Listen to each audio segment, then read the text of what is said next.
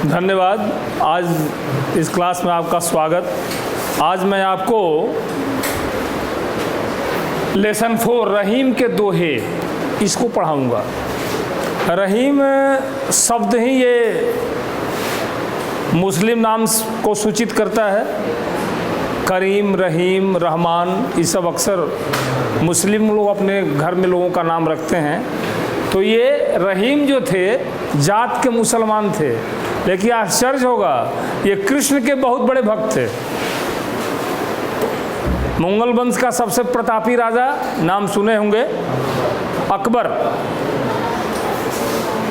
हमेशा हिंदू भेष में रहता था, दाढ़ी वगैरह छिलवा करके मूंछ रखता था। अकबर 9 रत्न थे उसके, जिसमें तानसेन, उसके बाद मान सिंह, उसके बाद रहीम, ये रहीम खान खाना इनका पूरा नाम है। क्या नाम है? रहीम खान खाना इनका पूरा नाम है। ये अकबर के 9 रत्नों में से एक थे। टोडरमल थे, फैजी थे, इस तरह से 9 तानसेन थे। ये सारे में 9 रत्न जो अकबर बनाए थे अपने दरबार में, उसमें एक थे रहीम खान खाना। अब इनके जीवन के संबंध में इनका जन्म लाहौर में, इनका जन्म जो है ये लाहौर में हुआ था, जो अब पाकिस्तान में है। 1556 ईस्वी के आसपास थे। इसका मतलब कि अकबर भी इसी के समय थे, इसी समय अकबर थे। बाबर 1526 में आया था, है ना। बाबर का बेटा हुमायूं और हुमायूं का बेटा अकबर। तो इसी जन्म इनका हुआ था 1556 में। इनका पूरा नाम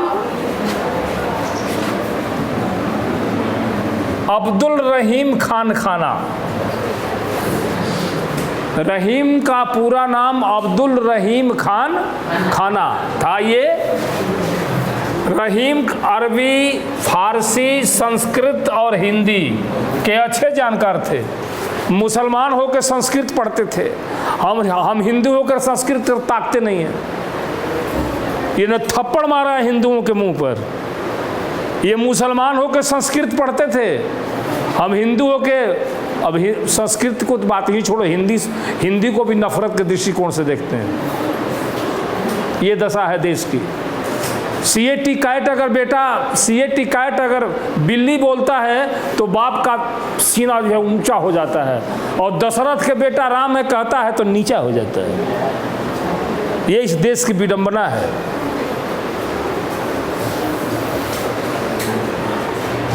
इनकी नीति परक उक्तियां संस्कृत कवियों की स्पष्ट छाप पर लक्षित होती है। मध्ययुगीन दरबारी संस्कृति के प्रतिनिधि कवि माने जाते हैं। अकबर के दरबार में हिंदी कवियों में इनका महत्वपूर्ण स्थान था। ये अकबर के 9 रत्नों में एक थे। अभी आपको मैंने बताया ये बहुत प्रकांड विद्वान थे। 1 2 3 4 4 भाषा को जो अपने हस्तगत किए हुए देश में संस्कृत भी है, जबकि आजकल के मुसलमान संस्कृत बोलने से अपने को अशुद्ध हुआ मानते हैं कि अगर संस्कृत हम बोल दिए तो हम अशुद्ध हो गए। उर्दू नहीं बोलेंगे तो अशुद्ध रहेंगे, हिंदी बोल देंगे तो अशुद्ध हो जाएंगे, हिंदू अगर उर्दू बोल देगा तो नापाक हो जाएगा। ऐसी स्थिति है।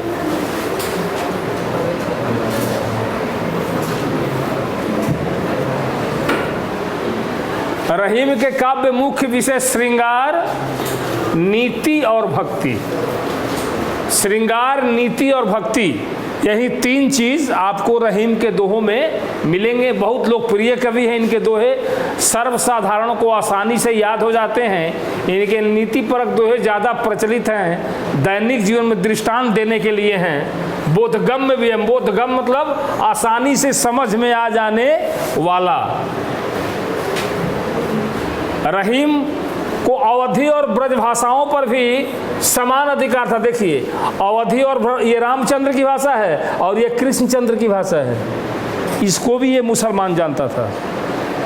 अब रहीम को क्या कहेंगे, मुसलमान या हिंदू? ये सबके लिए थे, ये सबके लिए थे।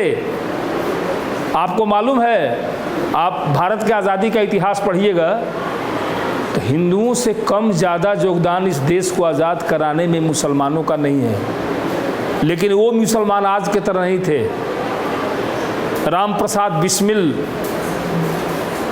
अशफाकुल्ला खां, वो आज के जैसे मुसलमान नहीं है कि अपने घर में आतंकवादी को रख करके और अपने भाइयों को कटवाते हैं। ऐसा मुसलमान लोग नहीं थे। वो लोग देश की आज़ादी के लिए लोग प्राण दे दिए, तो मुसलमानों का कम योगदान नहीं था। वो कैसे मुसलमान थे?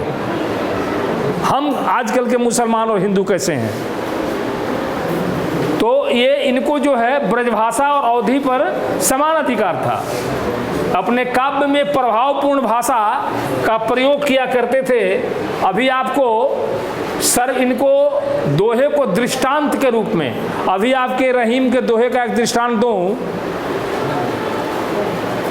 रहीमन ओछे नरन सो बैर भली न प्रीत। रहीमन ओछे नरन सो बैर भली न प्रीत, काटे चाटे स्वान सो दो भात विपरीत।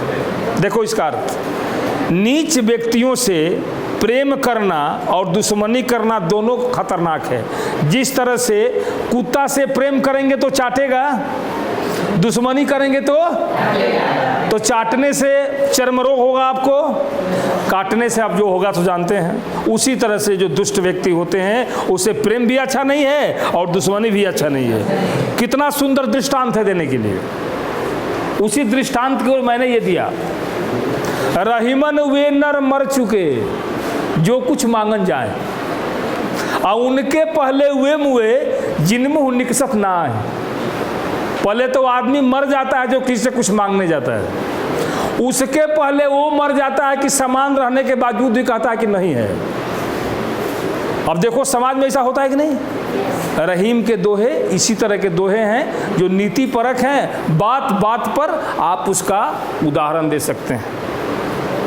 रहीमन जो उत्तम प्रकृति काकर सकत कुसंग, चंदन विष व्यापत नहीं लिपटे रहत भुजंग। अगर तुम्हारी प्रकृति उत्तम है तो कुसंग तुमको बिगाड़ नहीं सकता है। रोज जाके दारू के भट्टी में बैठो, अगर तुम्हारी इच्छा शक्ति मजबूत है कि हम दारू हमको नहीं पीना है, तो कोई तुमको दारू पिला नहीं सकता है, ना तुम शराबी बनोगे। अगर तुम्हारी प्रकृति उत्तम है तब। जिस तरह से चंदन का वृक्ष जो है ठंडा होता है, उसमें बड़े बड़े विषधर लपटे रहते हैं। काहे नहीं? चंदन के अंदर विष घुस जाता है। घुसता है? नहीं घुसता है। उसी तरह से तो ऐसे ऐसे रहीम के दोहे हैं जो आपको आसानी से समझ में आ जाएंगे। तुरंत आप दृष्टांत इसको कहीं भी दे सकते हैं।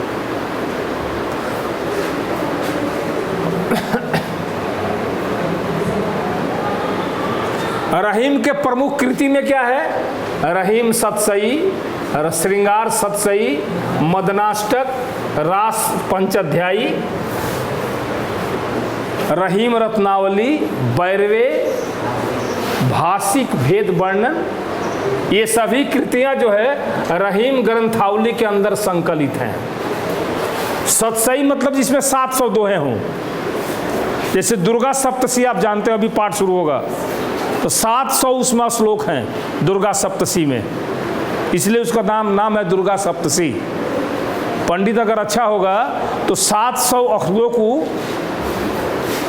कह सकता है। आजकल तो पंडित जी लोग 5-5 को दुर्गा सप्तशी का पाठ करा देते हैं, जबकि अच्छा पंडित हो ढंग से किया जाए तो 2 से ज़्यादा संभव नहीं है।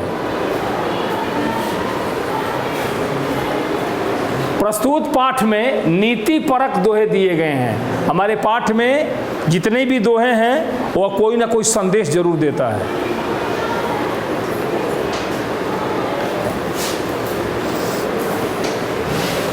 जहाँ एक और पाठक को औरों के साथ बर्ताव कैसा करना चाहिए इसकी शिक्षा देते हैं, वहीं मानव मात्र को करणीय और अकरणीय, माने करने योग्य और नहीं करने योग्य आचरण यानी चरित्र की नसीहत।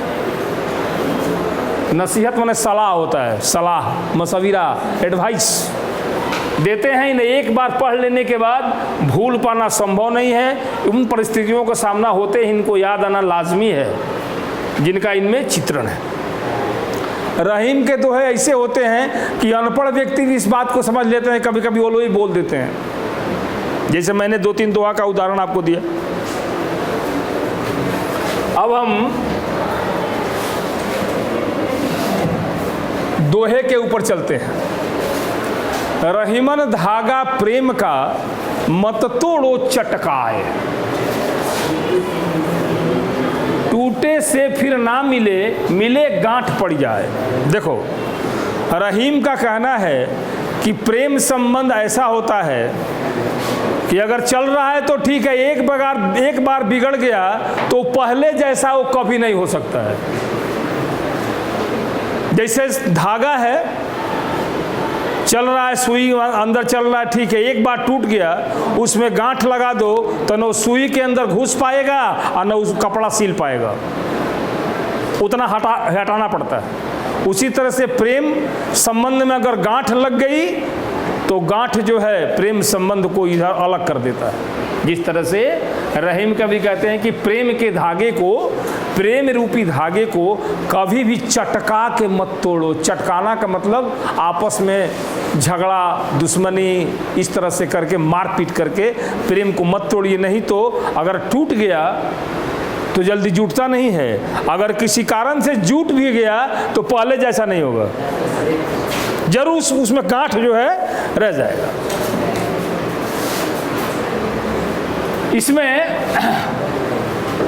रहीमन निज, निज माने अपने, बिथा मतलब तकलीफ, अठिलइहे मतलब उपहास करना, बांटी मतलब बांटना, लइहे माने लेंगे, कोई माने कोई, अर्थ को भी जब समझते चलिए। रहीमन निजमन की बिथा मन ही में राखो गोय, गोय मतलब छुपा के। रहीम कहते हैं कि हमारे मन के अंदर कोई अगर तकलीफ़ है तो उसके मन ही के अंदर रखना चाहिए, क्योंकि संसार में सभी लोग मेरे हितैषी नहीं हैं। जिनसे हम कहेंगे अपने मन की बात तो मजाक उड़ाएगा और बांटेगा भी नहीं। तुम कहोगे उससे अपना जान करके, वो सुन करके 10 आदमी से कहेगा, तुम्हारा उपहास होगा, लेकिन तुम्हारे दुख को बांटेगा नहीं और बढ़ाएगा। इसलिए अपने मन की बात अपने मन ही में रखना चाहिए। देखिए, अगर मेरी बात को आप सही ढंग से नहीं सुनते हैं तो न दोहा ढंग से याद होगा, न शब्द का अर्थ समझ में आ जाएगा, तो फिर उसी तरह मूर्ति के रथ ताकते रह जाइएगा और हम कहते रह जाएंगे।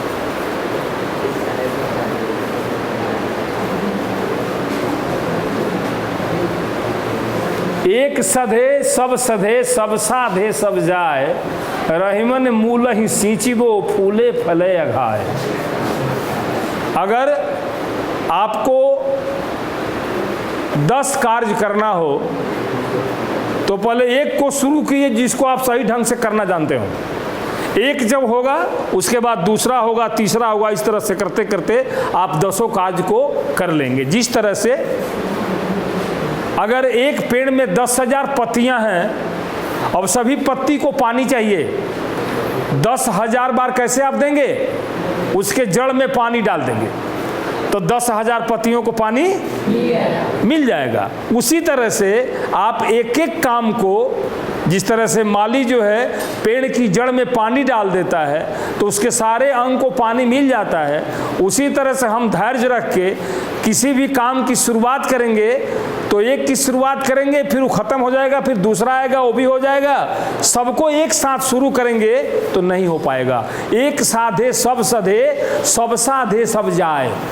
एक को अगर साधेंगे, शुरू करेंगे तो धीरे धीरे सब हो जाएगा, और सबको एक साथ शुरू करेंगे तो कोई नहीं होगा। हम लोग किसान हैं,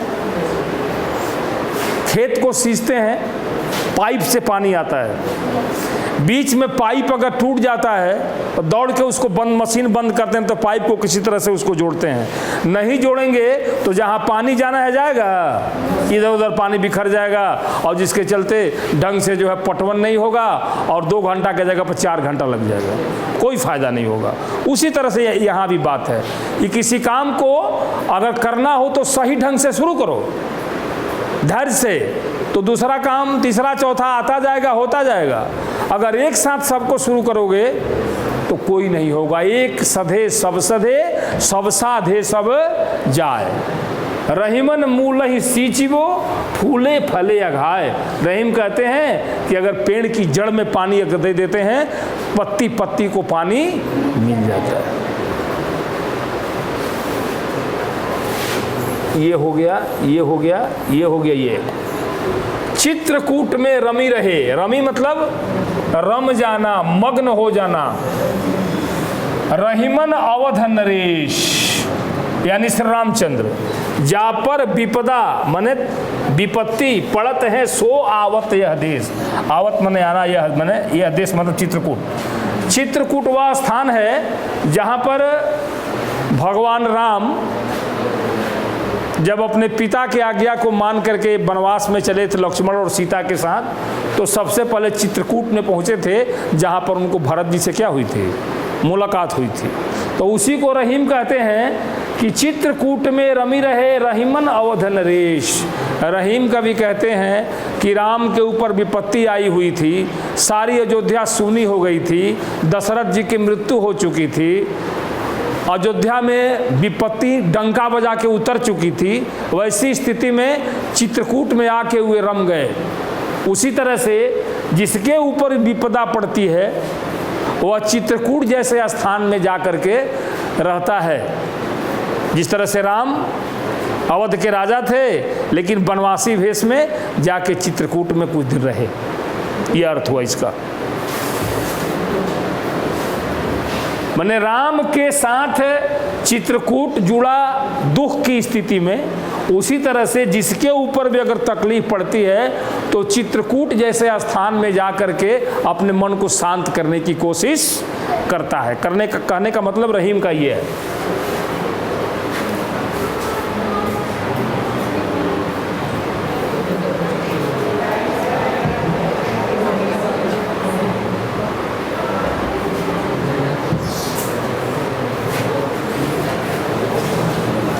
इधर देखिए,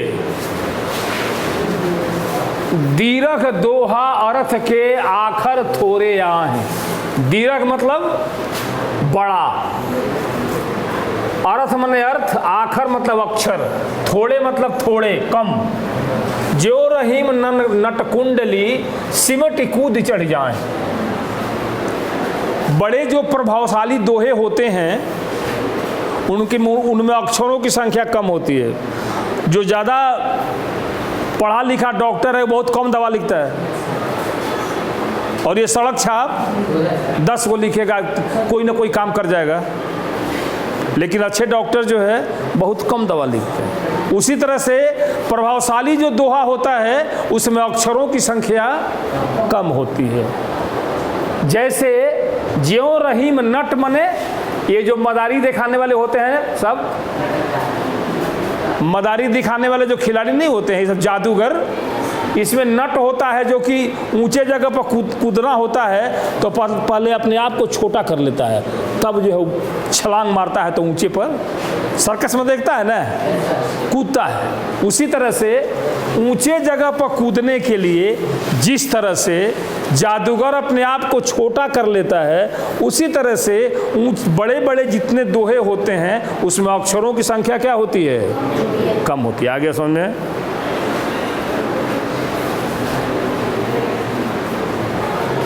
धनी रहीम जल पंक को लघु जीय पिय, लघु माने छोटा, जीय माने प्राणी, पियत अघाय, पीने पर, अघाय मतलब संतुष्ट हो जाता है, उदधि मतलब समुद्र, बड़ाई कौन है, जगत पियास, जगत माने संसार, पियासो माने प्यासा, जाय माने जाता है।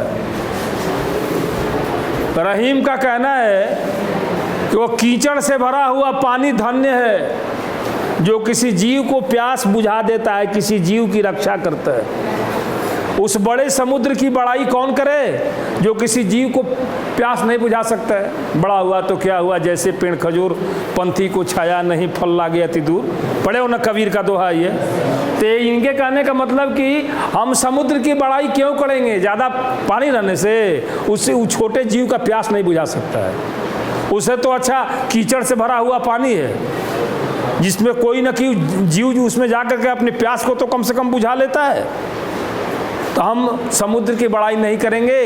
उस कीचड़ से भरे हुए जलपंख को, कीचड़ से भरे हुए जल को हम सराहना करेंगे, जो छोटे छोटे जीवों को संतुष्ट करता है, प्यास बुझाता है। उस समुद्र की बड़ाई हम क्यों करें जो किसी छोटे जीव को ही प्यास को नहीं बुझा सकता है। बड़ा होने से कुछ नहीं होता है, गुणवान होना चाहिए।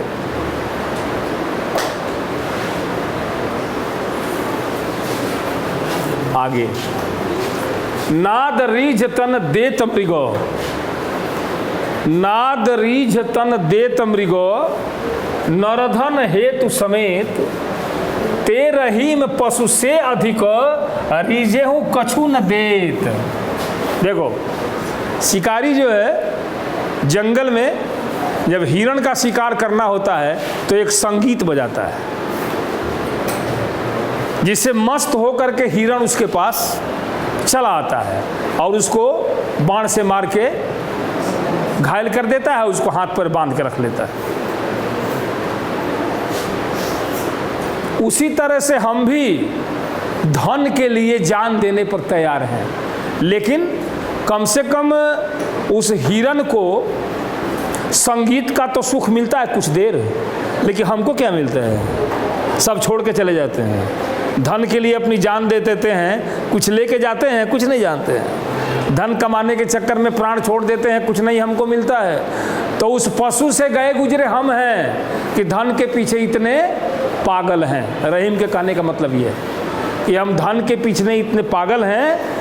रहीम कहते हैं कि वह मृगा जो शब्द पर रिझ करके, संगीत पर रिझ के अपनी जान दे देता है, तो उसको कम से कम थोड़ा देर संगीत का आनंद तो मिलता है, भले वो भी जान ही देता है। लेकिन हम जान देते हैं धन के लिए, क्या क्या नहीं करते हैं। भाई भाई का गला काटता है, ये बेटा बाप का गर्दन दबाता है, बाप बेटे का गर्दन दबाता है धन के लिए, है ना। लेकिन जब उसमें वो मारा जाता है तो कुछ लेता नहीं है। धन के लिए सब कुछ इकट्ठा किया, तब तक सुनने में आया कि हार्ट फेल कर गया, मर गए। तो सब तो छोड़ के गए, कुकर्म करके धन इकट्ठा किए, सब छोड़ के चले गए। हिरन तो मरा तो कम से कम संगीत सुन के तो मरा, तुम तो मरे तो कुछ लेके नहीं मरे, तो तुम तो उस हिरन से गए गुजरे हो। बिगड़ी बात बने नहीं, लाख करो किन कोए, रहीमन फाटे दूध को मथे न माखन होए।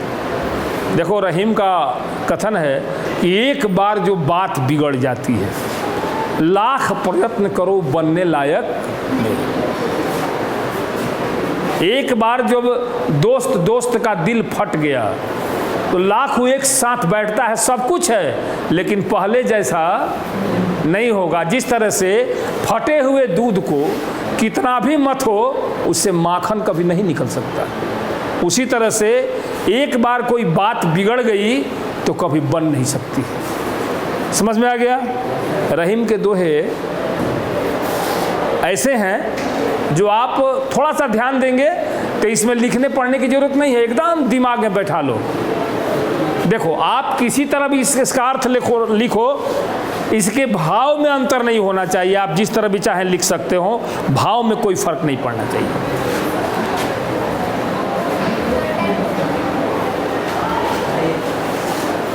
धन्यवाद। आज इतना ही।